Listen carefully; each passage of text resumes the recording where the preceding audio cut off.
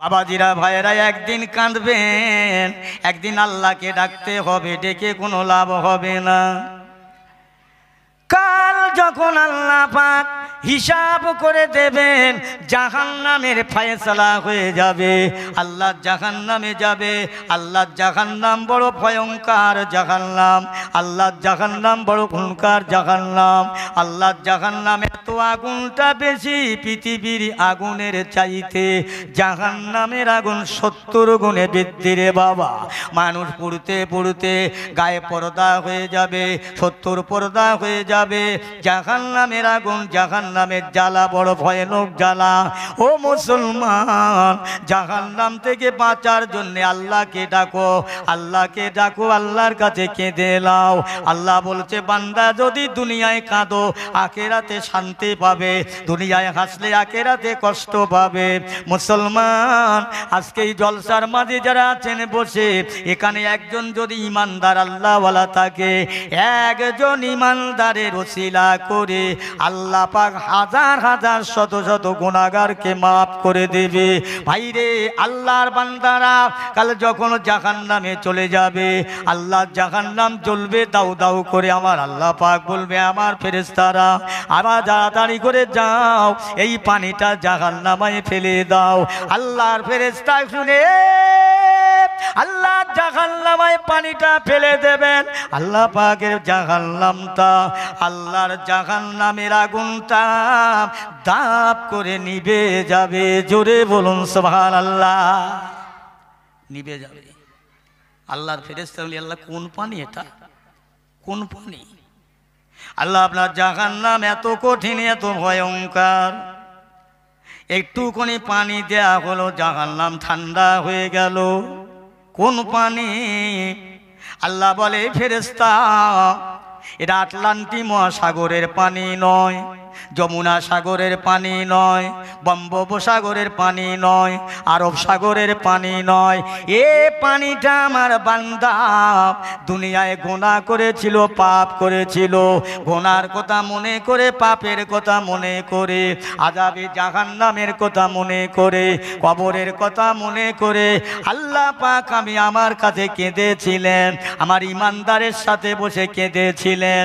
ও ফেরেশতারা, আমার বান্দার চোখ দিয়ে পানি আসেন নাই, তবে কান্নার বাহানা করেছিল, কান্নার অভিনয় করেছিল।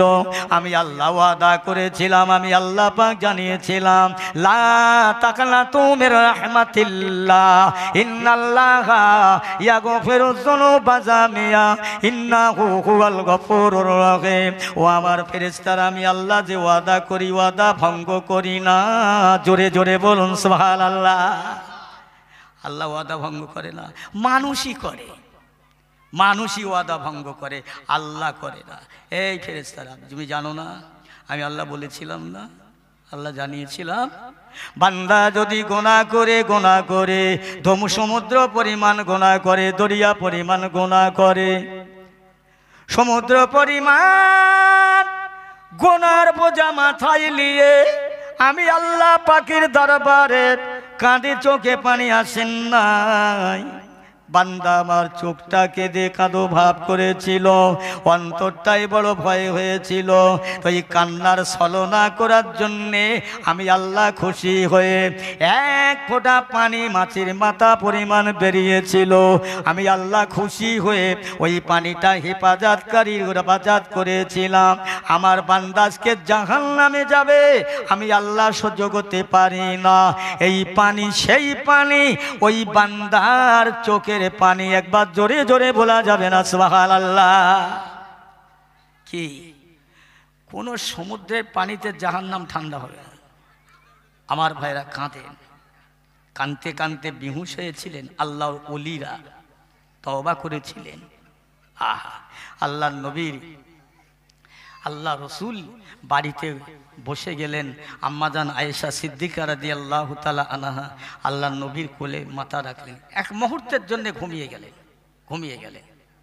আরে আল্লাহ রসুল আম্মাজান আয়েশার কোলে মাথা রেখে সঙ্গে সঙ্গে ঘুমিয়ে গেলেন। আম্মাজান আমার রসুলুল্লাহ দাড়িটা বার দেখছেন, যত দেখে দেখতে আরো ভালো লাগে। আম্মাজান বলছে আমি যত দেখি তত ভালো লাগে, আমার রসুলুল্লাহর মুখটা যত দেখি ততই ভালো লাগে। বলুন না সুবহানাল্লাহ। দেখতে দেখতে হঠাৎ কেঁদে ফেললেন, চোখে পানি। আম্মাজান কাঁদছেন, আল্লাহর নবী ঘুমাচ্ছেন, হঠাৎ আম্মাজান আয়েশার চোখের পানি আমার রাসূলুল্লাহর চেহারা মোবারকে অবস্থান করলেন। জেগে গিয়ে, আয়েশা কি হলো? আয়েশা, আমার ঘরে ভালো খাওয়া হয় না বলে কাঁদছো? আমি ভালো কাপড় দিতে পারি না বলে কাঁদছো? আমি ভালো শান্তি দিতে পারি না বলে কাঁদছো? আহা, ইয়া রাসূলুল্লাহ, হাবিবাল্লাহ, আমি আয়েশাকে মাফ করবেন, আপনার সংসার অভাব বলে কাঁদি না, আপনার সংসারে কষ্ট বলে কাঁদি না। তবে আয়েশা কি হয়েছে? ইয়া রাসূলুল্লাহ, ইয়া হাবিবাল্লাহ, আপনি আমার কোলের উপরে মাথা রেখে ঘুমিয়ে গেলেন। আমি আয়েশা আপনাকে যত দেখি দেখে যেন মনে আশা মেটে না, আমারে দেখতে ভালো লাগে। ইয়া রাসূলুল্লাহ, হাবিবাল্লাহ, দেখতে দেখতে দেখলাম আপনার এই নূরের দাড়িগুলো কিছু পেকে পেকে সাদা হয়ে গেছে। ইয়া রাসূলুল্লাহ, আমি আয়েশা আমার চোখের পানি আর আমি থামিয়ে রাখতে পারিলাম না। কেননা মানুষের যখন চুল পাকে, দাড়ি পাকে, দাঁত পড়ে যায়, মানুষ দুনিয়া থেকে চলে যাওয়ার সিগন্যাল দেয়। ইয়া রাসূলুল্লাহ, হাবিবাল্লাহ, আপনি আর আমাদের মাঝে মনে হয় থাকবেন না, আমি আয়েশা বেওয়া হয়ে যাব। এই জন্যে আমি আয়েশার চোখে পানি আমি দাঁড়াতে পারি না। ও আমার আয়েশা, মানুষ যখন মারা যায় ওই মরা মানুষটা কি কথা বলে? হুজুর আল্লাহ জানে, আপনি জানেন, আমি জানি না। আল্লাহ রাসূল বলছেন, আয়েশা, মানুষ মরে গিয়ে অনেক কথা বলে, অনেক কথা বলে, মরার পরে তার অনেক আশা থাকে। হুজুর একটু বলে। আয়েশা, মানুষ যখন দুনিয়া থেকে মারা যায়, মালাকুল মউত আজরাইল আলাইহিস সালাতু ওয়াস সালাম তার জানটা নিয়ে চলে যায়। ওই বাড়ির লোকেরা, বেটারা, বেটিরা, নাতি পোতা, বাড়িওয়ালা, প্রতিবেশীরা সবাই কান্নাকাটি করে, খায়, আফসোস করে।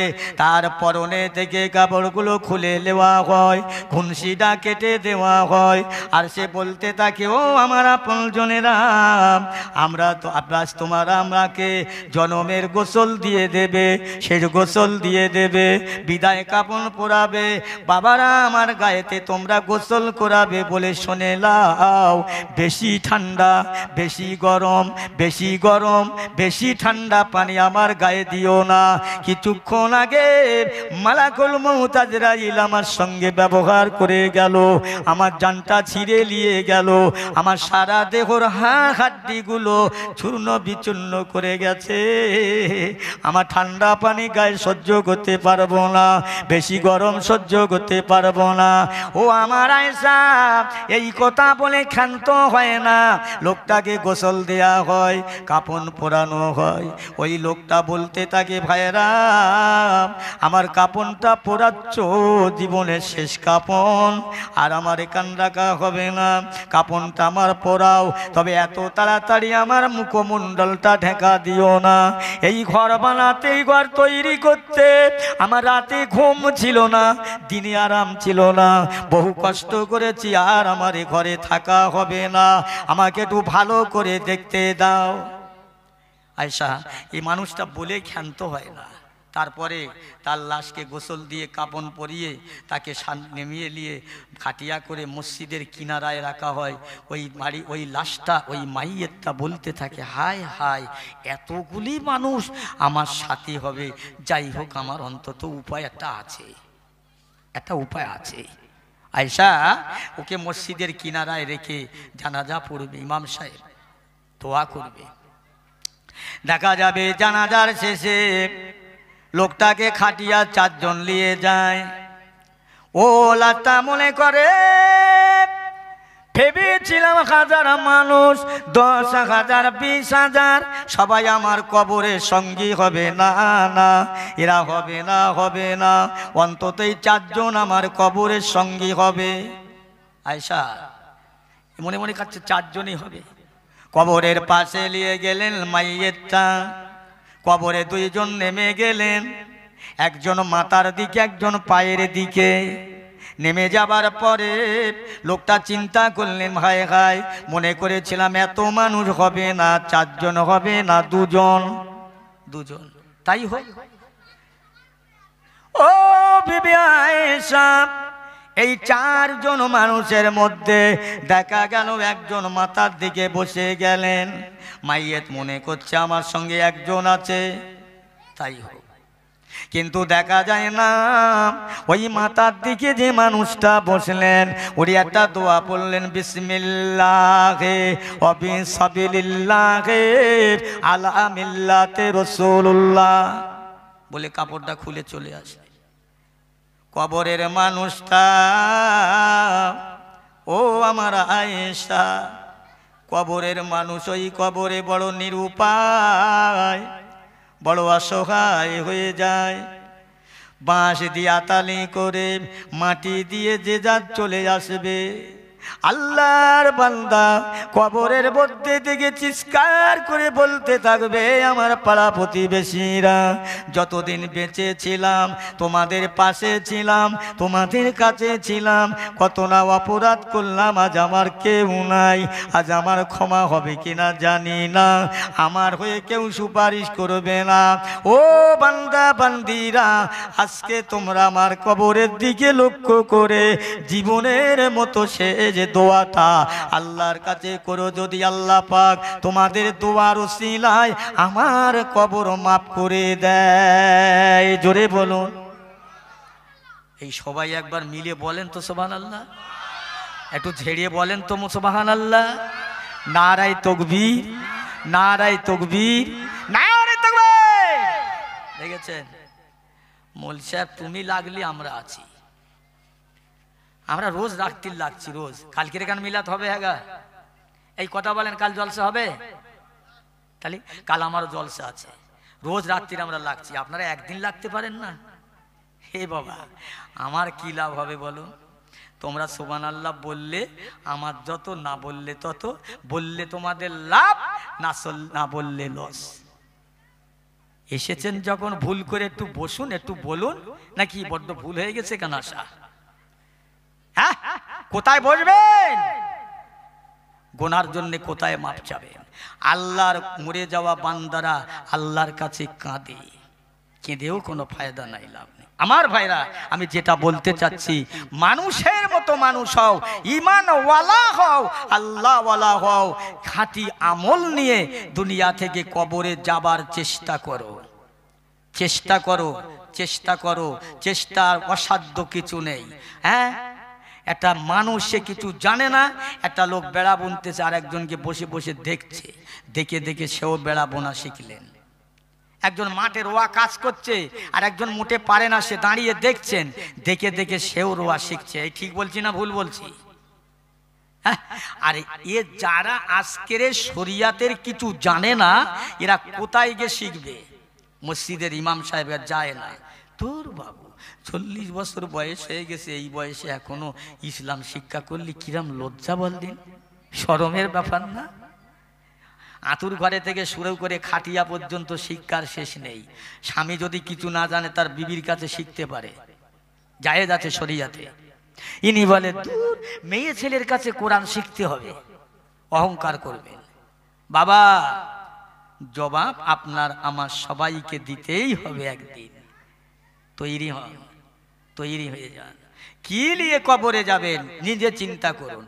আরে দুনিয়ায় যতদিন বাপ বেঁচে ছিল বলেছিল ভিটে বাড়ি আমার, এ জায়গা আমার, জমি আমার, পুকুর আমার, এ বাঁশ বাগান আমার, আম বাগান আমার। আমার দাদা বলে গেছে, দাদার পরে বাপ বলে গেছে, আমিও বলছি চলে যাব, আমার ছেলেরা বলবে চলে যাবে। এই পৃথিবীর ভিটে বাড়ির এক মুঠো মাটি তার কবরের সঙ্গে দেওয়া, তার সাথে দেওয়া হবে না। দেওয়া হবে? হ্যাঁ, এই কথা বলছে কেন? আচ্ছা, কবরটা খোঁড়া হবে রাজার জন্য এক, গরিবের জন্য আর এক, রাজার জন্য যতটা, গরিবের জন্য ততটা, ফকিরের জন্য ততটা, দিনমজুরির জন্য ততটা, সবার জন্য একই তো নাকি? একই। তাহলে সবার জন্য মৌত একই।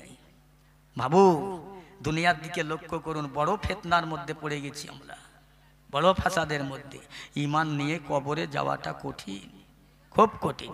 আল্লাহ নবী এই সমস্ত জামানার উম্মতে মুহাম্মাদের জন্য নবী কেঁদেছিলেন, পাহাড়ে, বনে, বাদারে, জঙ্গলে।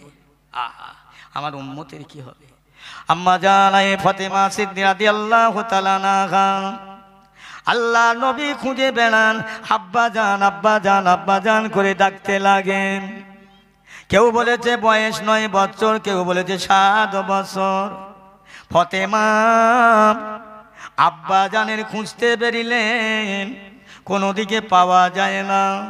মক্কার মরুভূমি ফাঁকা ময়দানে পাহাড়ের এক কোলে দেখতে পেয়ে দেখতে শুনতে পান উটের পচা নাড়ি ভুড়ি নোংরা গুরুগন্ধময়, ওর ভিতরে আমার আপনার নবীর কণ্ঠস্বর আওয়াজ হয়, রব্বি হাবলি উম্মতি, রব্বি হাবলি উম্মতি। আম্মা জান ফাতেমা আব্বা জানের কণ্ঠস্বর শুনতে পেয়ে দাঁড়িয়ে গেলেন। আমার আব্বা জানের আওয়াজ, কেন এ কাজ হলো, কারা এ কাজ করলো? আল্লাহ পাক আমার আব্বা জান আপনার বন্ধু, আপনি আমার আব্বার বন্ধু। আল্লাহ আমার আব্বার প্রতি এমন দুর্ব্যবহার কারা করলো, আমার আব্বার কষ্ট হয়। আল্লাহ যারা আমার আব্বা জানের এমনটা করলো, আল্লাহ পাক আপনার আসমানি গজব তাদের নাজিল করুন। যেই না কথা ফাতেমা বলতে লেগেছেন, আল্লাহ রসুল আমার নূরের শক্তি দিয়ে, ক্ষমতা দিয়ে বেরিয়ে আম্মা জান ফাতেমার হাতটা ধরলেন। ও বেটি ফাতেমা, হাতটা নামাও, নামা। যদি তোমার দোয়া আল্লাহর দরবারে কবুল হয়ে যায়, আমি দিনের বাতি কোথায় জ্বালাবো মা? ওরা বোঝে না, ওরা না বুঝে না চিনে করেছে, সো দোয়া চাই আল্লাহ যেন ওদের নসিবে হেদায়েত দান করে। জোরে বলুন সুবহানাল্লাহ। কি আমরা সেই উম্মতে মুহাম্মাদি? আব্বা আপনার প্রতি এমন করলো কেন? কি জন্য করেছে আব্বা? আপনার এমন শাস্তি কেন দিয়েছে বলবেন? আপনি আবু জেহেলের চোরা কথা বলেছেন? না। আবু জেহেলের কোনো চুর কিছু বলেছেন? না। তবে ও মা ফাতেমা, তোমার আব্বা জানের অপরাধ, আমি দিনের কলেমা মানুষের কাছে প্রচার করছি বলে মানুষেরা দিনের কলেমার সংখ্যা বেড়ে নিয়ে মুসলমান হয়ে যাচ্ছে, এটাই আমার অপরাধ। ওটা বাদ দেন না আব্বা, ওটা বাদ দিলে তো শান্তিতে থাকা যায় না। মা ফাতেমা, আল্লাহ পাক আমাকে হুকুম দিয়েছে শরিয়াতের কথা প্রচারের জন্য, প্রসারের জন্য। কে হেদায়েত হবে কে হবে না আল্লাহ জানে। ও ফাতেমা, আল্লাহ পাক ইসলাম প্রচারের দায়িত্বটা তোমার আব্বা জান, আল্লাহ পাক তোমার আব্বার কাছে দিয়েছে। জোরে বলুন সুবহানাল্লাহ। বসে থাকলে হবে না, এটাই করতে হবে। আমার পেয়ারা ভাইরা, আজকের আমরা সেই নবীর উম্মত বটে যে রসুল আমার আপনার জন্য বনে জঙ্গলে বাজারে কাঁদলো, আমার সেই নবীকে চিনতে পারি না। আমার ভাইয়েরা দোস্তেরা, 1 তারিখে আল্লাহ রসুল বিকাল বেলায় আসরের নামাজ বাদ নবী একবার এদিকে একবার ওদিকে যেন চঞ্চলতা হয়ে গেছেন। আম্মা জান আয়েশা সিদ্দিকা রাদিয়াল্লাহু তাআলা আনহা, কোন আয়েশা? যে আয়েশা 6 লক্ষ হাদিস পাকের হাফেজা, যে আয়েশা কোরআন পাকে 30 পারা কোরআন পাকের হাফেজা।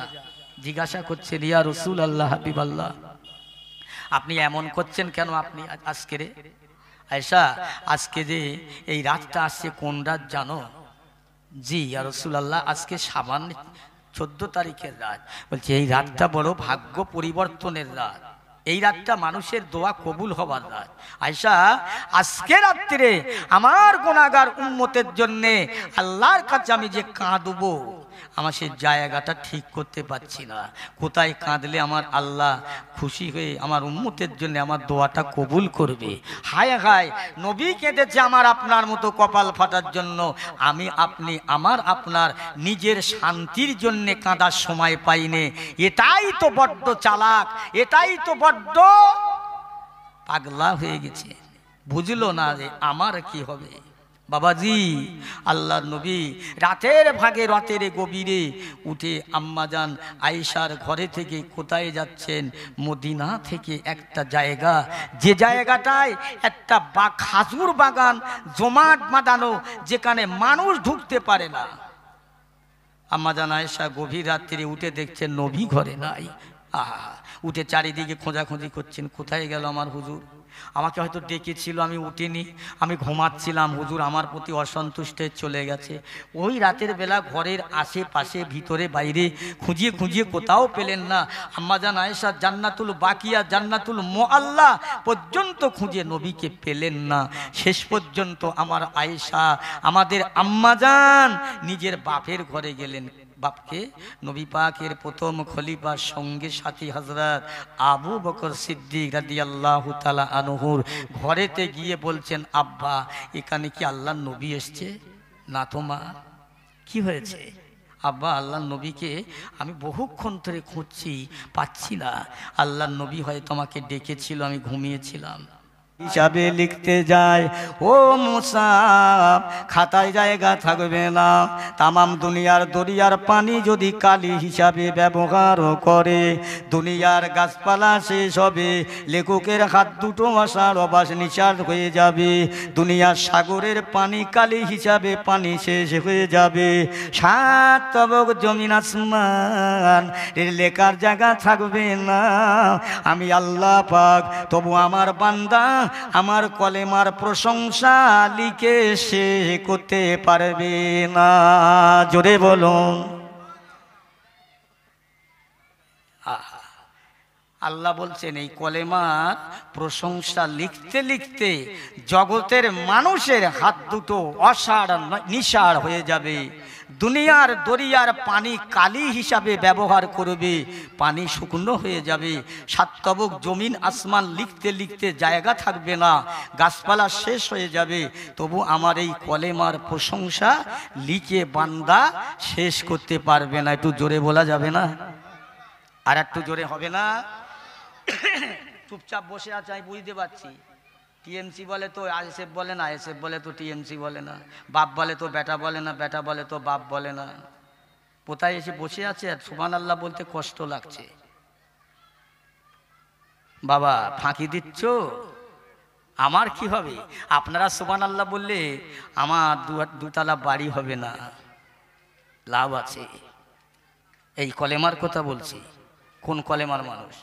আল্লাহ পাক নবী মুসাকে ডেকে বললেন, এ নবী মুসা, শুধু তাই নয়, পৃথিবীর কোনো মানুষ জীবনে শেষ হয়ে যাবে, আমি আল্লাহর কলমা সে লেখা হবে না। ও নবী মুসা, সাতবক জমিন আর আসমান যদি একটা পাল্লায় রাখা হয়, আমি আল্লাহ পাকের কলেমা তৌহিদের বাণী যদি অপর পাল্লায় রাখা হয়, সাতবক জমিন আসমানের পাল্লাটা হালকা হয়ে যাবে, আমি আল্লাহ পাকের কলেমা তৌহিদের বাণীর পাল্লাটা ভারী হয়ে যাবে। জোরে বলেন সুবহানাল্লাহ। কত দাম, কত মূল্য সেই কলেমা আল্লাহ আমাদের প্রতি দিয়েছে। আল্লাহ বলে, মুসা শুধু তাই নয়, আমার কোনো বান্দা, আমার কোনো বান্দি যদি একবার অন্তরের সঙ্গে বিশ্বাস করে পড়ে নাই লা ইলাহা কেউ নাই, লা ইলাহা কেউ নাই, ইল্লাল্লাহু আল্লাহ ছাড়া কোনো মাবুদ নাই, মুহাম্মাদুর রাসূলুল্লাহ আল্লাহর প্রেরিত রাসূল ও পয়গম্বর, এই বিশ্বাস বান্দা যদি করে পড়ে, আমি আল্লাহ পাক তার জীবনের 4000 গুনাহ মাফ করে দেব, 4000 নেকি আমি আল্লাহ তার আমল নামায় লিখে দেব। জোরে বলুন। তাহলে চিন্তা করেন, পক্ষান্তরে সাহাবারা আল্লাহ নবীর কাছে প্রশ্ন করেন, ইয়া রাসূলুল্লাহ হাবিবাল্লাহ, এই কলেমার কত মর্যাদা, আমার নবী বলছেন সাহাবারা রে, এই কলেমা যদি কোনো মুসলমান অন্তরের সঙ্গে বিশ্বাস করে, মুখে বলে নেবে, অন্তরে বিশ্বাস করে, আল্লাহ পাক এই কলমার বিনিময় 4000 নেকি দান করবে, 4000 গুনাহ।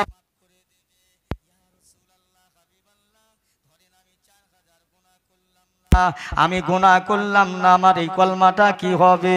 আল্লাহ রসুল বললেন, বাবা তুমি কলমা পড়ার জন্য তোমার আব্বা মা, দাদু দাদি, নানা নানি, খালা খালু, ফুবা ফুবু, শ্বশুর শাশুড়ি, পিতৃকুল মাতৃকুল, পৃথিবীর কোনো না কোনো জায়গায় কোনো মুসলমান যদি আযাবে বন্দী হয়, তোমার এই কলমার উসিলায় আল্লাহ তাকে মাফ করে দেবে।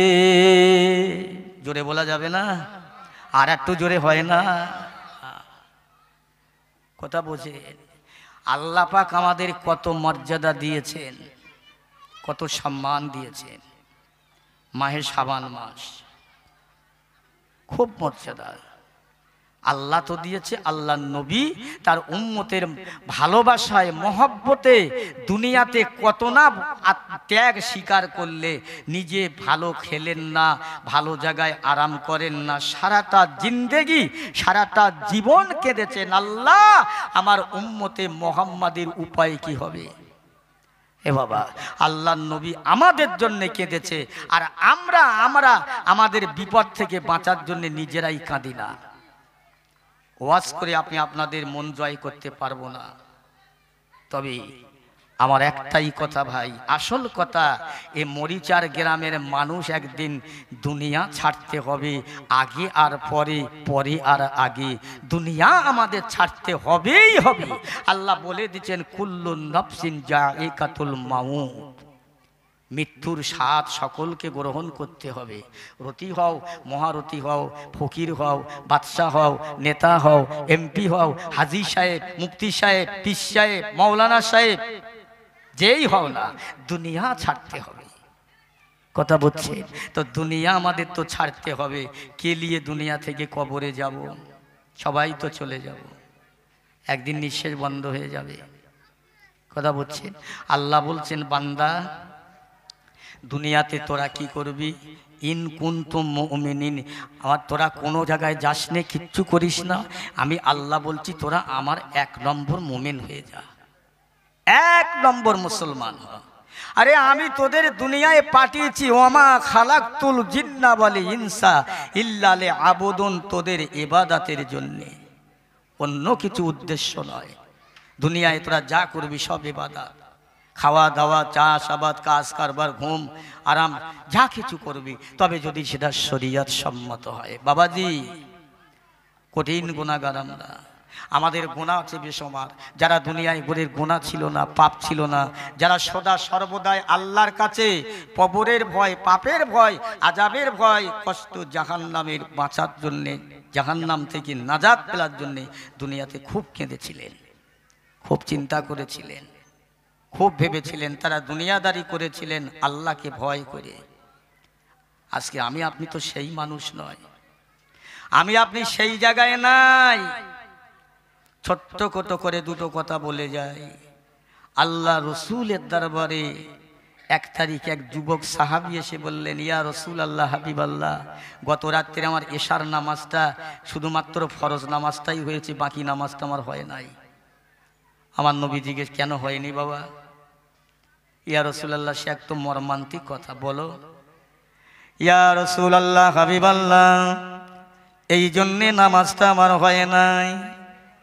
আমি যখন নামাজের পাটিতে না দাঁড়িয়ে গেলাম, তাকবীর দিলাম, এশার নামাজটা নিয়ত করলাম, 4 রাকাত নামাজ পড়বার মধ্যে 2 রাকাত পড়ে আমি যখন বৈঠকে বসেছি, তাসাউফ করছি, আমার পাশের ঘরে থেকে আমার চাচি আম্মা জান আমাকে নাম ধরে ধরে ডাকতে রয়েছে, বাবা আব্দুর রহমান, ও বাবা আব্দুর রহমান। হুজুর, আমি এই যা ডাক শুনতে পেয়ে, দুনিয়ায় আমার মা নাই, বাপ নাই, আমার চাচি আম্মা ডেকেছে।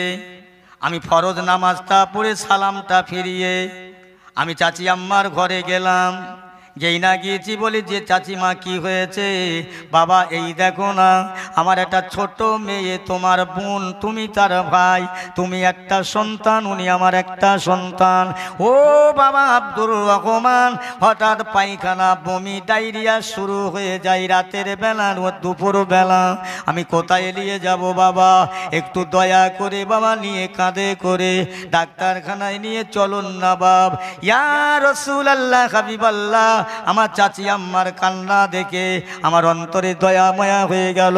আমি বাচ্চাটাকে কোলে করে নিলাম, একবার কাঁদে, একবার কোলে, একবার কোলে, একবার কাঁদে। ইয়া রাসূলুল্লাহ, মাঝে মাঝে আমার গায়ে বমি করে দেয়, পায়খানা করে দেয়, আমার সারা দেহটা নাপাক গলিত হয়ে গিয়েছে। ইয়া রাসূলুল্লাহ, ডাক্তারখানা পর্যন্ত পৌঁছাতে সকাল হয়ে গেল, আমার ওই রাতের বাদ বাকি নামাজটা হলো না। আমার রাসূলুল্লাহ বললে, বাবা বাচ্চাটা বেঁচে আছে না মারা গেছে? ইয়া রাসূলুল্লাহ, বাচ্চাটা সুস্থ হয়ে গেছে। ও বাবা শুনে নাও, তুমি যে কাজটা করেছো মহৎ কাজ বাবা, ভালো কাজ। বিনিময় এই নামাজের জন্যে আল্লাহর দরবারে তোমার কৈফিয়ত দিতে হবে না। কি আজকাল মানুষ রোগী হলে হিংসা করে পাশ দিয়ে চলে যায়, মরুক শালা, মরে যাক। আল্লাহ নবী বললে, এক মুসলমান এক মুসলমানের ভাই। আচ্ছা কেন এই লোকটি কাজ করলো? না, এর জবাব দিতে হবে, কৈফিয়ত দিতে হবে। আমাকে ডেকেছে, আমাকে ডেকেছে, আমি যাই। বলুন এই সমাজে কোন যুবক মানুষটা, কোন যুবক ছেলেটা এইরকম কাজ করছে? প্যারা মুসলমান বাবাজি আমার ভয়ে জানেরা, ও মরিচার গ্রামের মানুষেরা, জলসা দিয়েছেন দেন, তবে একটা কথাই, জলসা দেন নিয়ত করুন এইটাই, আল্লাহ যে জলসা দিলাম, যে আলেম গুণ নিয়ে আসলাম, আল্লাহ ওদের দোয়া কবুল করেন, আমাদের খাটনি, আমাদের খরচটা কবুল করুন। আর যদি মনে করো লোক বেশি হবে তাবারুক ভালো হবে, লোক না বেশি হলে জলসা হবে না, এটা নিয়ত আছে? এই নিয়ত আছে, বরং এমন একটা বক্তা নিয়ে এসো যে বক্তার ওয়াজ শুনে শ্রোতায় একটা না ওঠে। আল্লাহকে খুশি করার জন্য কিছু করো, আল্লাহকে। এই মেয়েরা ওয়াজ করছে নাকি? তারা করতে চায়, ধরে লেছো, আমি এখানে বসিয়ে চল যাই। কি আশ্চর্য, হ্যাঁ, কি সর্বনাশ! জলসা দিয়ে কি হবে? এ বাবা, মোটরের পাশে পানি পানি পড়ছে, যদি পাত্র সেদা করে দিয়ে আর ওটা মোটরে বসিয়ে দেই, পানি জীবনে ভর্তি হবে? জবাব দেন, এই কথা বলেন, ভর্তি হবে? আমি তো তাই করছি। এই কমিটির লোকেরা মেয়েদেরকে বলেন চুপ করতে, বলেন চুপ করতে বলেন। কি বলছিলাম? আল্লাহর ভয়, ভীতি, ভালোবাসা অন্তরে নিয়েছিলেন যারা, তাদের দিকে লক্ষ্য করুন, তাদের দিকে খেয়াল করুন, তাদেরকে দুনিয়াদারি করুন। আল্লাহ পাক বললেন, লাকাদ কানা লাকুম ফি রাসূলিল্লাহি উসওয়াতুন হাসানাহ। আমার আল্লাহ বলে, আমার বান্দা বান্দি, বান্দা বান্দি, বান্দা বান্দি, আমি আল্লাহ পাক আমার হাবিবের আদর্শ তোদের জন্যে মানাটা বড় উত্তম। একবার জোরে বলা যাবে না সুবহানাল্লাহ? আমি কয়েকটা লোকের সুবহানাল্লাহ শুনতে পাচ্ছি। ভাই লোক নেই এখানে? হাসে তো। আমি আর কত বলবো বলেন তো? দরুদ শরীফ, কলমা শরীফ, সুবহানাল্লাহ বলতে আল্লাহকে ডাকতে চায় না, কি সব মোহর মেরে দিল নাকি?